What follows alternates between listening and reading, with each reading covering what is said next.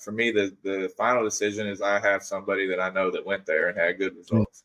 So one of my good friends went there.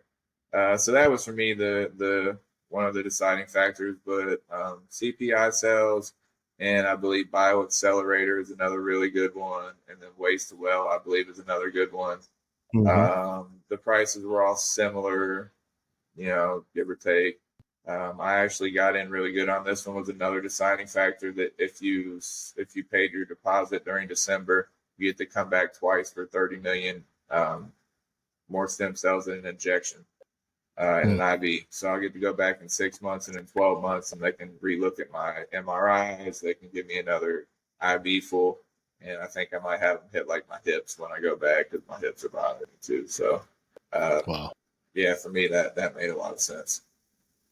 So what does that process look like? You fly into San Diego, then they take you to the facility.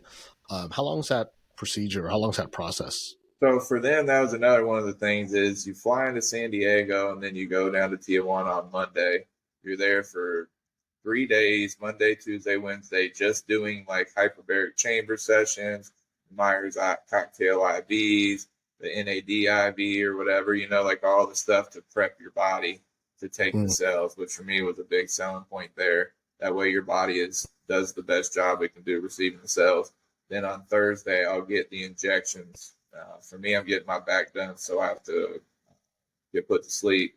Then they'll do my back. I'll stay the one night in the hospital.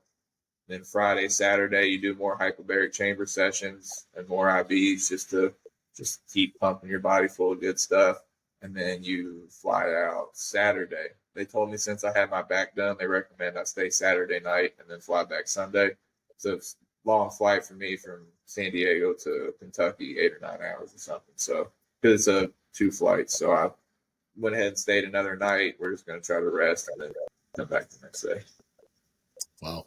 And then once you touch back down in Kentucky, what is that projected recovery time?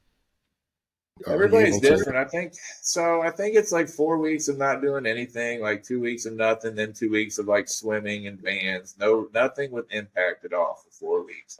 And then I think you can start doing light stuff. I want to say maybe 6 weeks or 8 weeks before you're really training a little bit, and then probably 2 or 3 months before you can really give it a go. But people are feeling results. Some people they tell you 90 days is what they say, 90 days, 3 or 4 months. But some people feel results before they leave the place. And my shoulders are so bad that I just feel like, anything. Oh my gosh, yeah. I couldn't imagine not feeling relief at this point.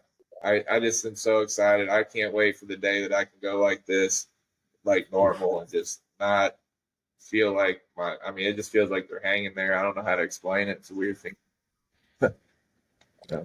Yeah, I'm with you. Probably not as much wear and tear, but yeah, I know exactly. You get it. You understand? Yeah, man. Just a range of motion, going overhead. Even just general jiu-jitsu, you not even going hard, just building frames and just some real basic fundamental things. It's like, man, it is not fun.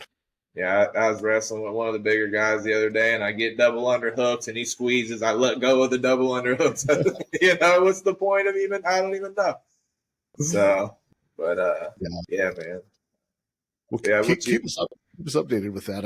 I'm anxious to hear the progress. We've had a couple other folks that have been on the that were previous guests on the podcast that have gone through stem cells as well. Yeah. Again, I think interesting part of the world of, hey, how do you sustain?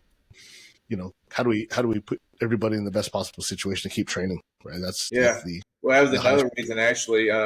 What you said, why did I choose them, was they had such good results with so many high-level athletes. Yeah. You know what I mean? Sure. There's so many people that have come through there that have had good results. And there's probably a lot more that we don't know about because any of the fighters that are actively competing probably aren't going to tell everybody, hey, I'm injured. I'm going to get stem cells. They probably don't want people to know that they were injured unless it was already known. So there's probably a good amount more people that really went there and it saved them than we even know. The more I mention it, the more I hear of people that have been. I'm learning more. I haven't heard much bad. except for people that got them in the States. Yeah. Well, I'm glad that you're getting that addressed, and I'm excited to hear how the progress goes with that.